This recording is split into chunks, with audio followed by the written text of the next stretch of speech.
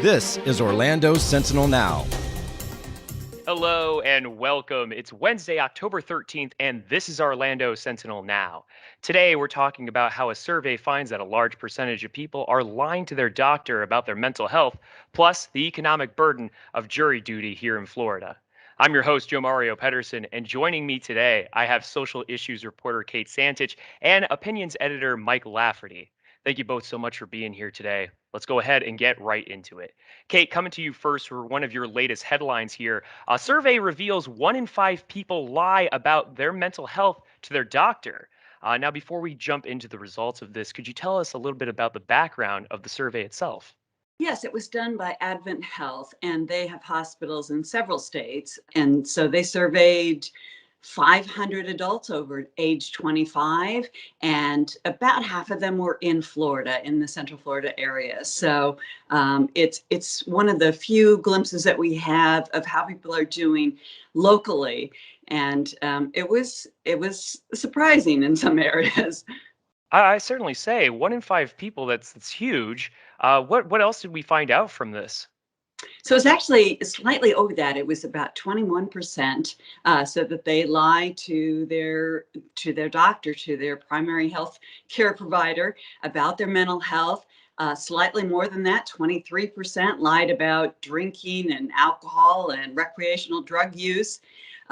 We also found out that, if you're over 50, women more so than men tend to feel more comfortable being open and honest with their doctors, which, the healthcare professionals will say is important if you really want to, get good treatment. If your doctor doesn't know about something, obviously you're not going to be have that need addressed. And so many mental health needs can impact your physical health as well. So that's an important reason to try to have those discussions with your doctor. The other things that we found out were about attitudes about the pandemic. One of them that was kind of startling was that 47%, almost half of those surveyed, said they didn't know whom to trust when it came to information about the pandemic. That's a little disheartening as a as a journalist to hear. But there's been so much disinformation, and it's been such a divisive issue that was a little bit down from the same survey that they did. Back in June of last year. So it had dropped a little bit. More people know now whom to trust. But about 20% said that they thought, the pandemic's, not really a concern anymore. So that's a little concerning. Absolutely. Now, Kate, you talked to an expert who discussed about how the pandemic itself made it a little bit easier for people to start talking about mental health, or maybe not easier, but certainly a topic that became more widely talked about. How so? How did the pandemic open that door? So the survey did reveal that people had started doing things to address their mental health. They started exercising. About a third said that they started exercising because of their mental health needs, which is wonderful. Other people turn to meditation and mindfulness. Those are very positive signs. What we've seen throughout the pandemic, surveys, not just this one, but repeatedly have shown that more people are struggling with anxiety and depression. It's not as acute now as it was in the early stages, particularly during lockdown. I think a lot of people were, had this was brand new and very, disorienting to have this happen and happen on such a widespread scale. So we know that people with addiction many of them have relapsed, and that overdose levels have hit record highs during the pandemic. There are more resources that are becoming available, and that's a very positive sign. Advent Health is just starting a pediatric and young adult mental health program. It's going to be very comprehensive. They just got a $5 million grant from the Dr. Phillips Charities to further that work. And so I think those are going to be very positive things when they come to fruition. A lot of distressing results there, Kate, but certainly some reasons to hope as well. For those of you who are interested in finding out more about that survey, be sure to take a look at Kate's work at orlandosentinel.com. Kate, thank you so much. Thanks, Demaria. All right, Mike, I want to move over to you now here for one of the latest coming out from the Orlando Sentinel's editorial board. The headline being Jury duty shouldn't be a financial blow to those who can't afford it. Now, this shouldn't really be a hot take, but apparently it is here in Florida. Mike, I want to ask you, how did this recently come up?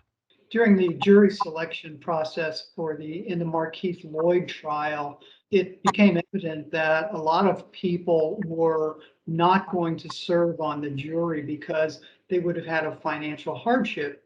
And they explained that part of the reason for that was because if they took the time off to be on the jury, and remember, this is going to be a fairly long trial, 2, maybe 3 weeks, that their employer would not pay them their salaries during that time. So they just said they couldn't handle it. And so the jury pool shrank for that reason pretty dramatically. Mike, the board points out here how Florida law kind of works against citizens in this topic. How so? The essence of the issue is that Florida law does not require employers to pay their employees while they're on jury duty. A lot of companies do. I checked with several like Advent, Disney, Universal. They pay their full-time employees while they're on jury duty. Because the law doesn't require it, though, there are some employers who simply don't. They figure they're not there at work, so why should they pay them? So these people essentially just go largely without pay during that time. Mike, to play devil's advocate here, I do want to ask a question regarding the jury selection itself. As you pointed out, for the recent trial, potential jury member was dismissed after potential jury member, and wanted to ask you, what's the significance of losing out on those potential jury members and only being able to have members who can financially afford it? Yeah, and that's a good question, a fair question. But the view that we have is that trials are supposed to be conducted by a jury or heard by a jury of peers. So what you're doing is essentially shaving off a lot of people who would be peers, and you essentially are left with a jury pool that either consists of those who are independently wealthy and can afford to just not get paid, maybe a lot of retirees who are collecting Social Security or pensions or whatever, or people who happen to work for companies that are benevolent enough to continue paying them. But then you just essentially get rid of a bunch of other people who just are not in that position. I should hasten to add, though, that people who are selected for juries do get paid by the state. It's just not very much money. It's if you're not employed and your employer isn't paying you, you get $15 a day for the first few days. And then after that, it's $30 a day for anyone. But, look, I mean, that's something, but that doesn't pay the bills, especially not in a state like Florida where housing expenses are so significant now. So they do get paid, but people shouldn't have to make a choice. In our view, people should not have to make a choice between whether or not they're going to make rent that month or serve on a jury. We just don't believe that it would be very painful for employers to just go ahead and pay the salaries of somebody who's typically gone for a couple of days. It's the right thing to do. I think a lot of people would agree with that. But as of things are right now, Florida law favors businesses over the workers. So, you were bringing up a solution there toward the end. I want to expand on that a little bit more as far as potential solutions. Is this more of a problem that needs to be solved at the state level, or do counties need to take action first? Well, in our view, it should be solved at the state level. That would be the simplest way. There aren't that many other states. I should add, this is not an instance where Florida is in a small minority. They're actually in the majority of states that do not require employers to pay for their employees during jury duty, but some states do, including states like Alabama, which are pretty conservative. But there is another solution, and that is that counties can make a requirement for employers to pay employees on jury duty on their own. They can pass an ordinance.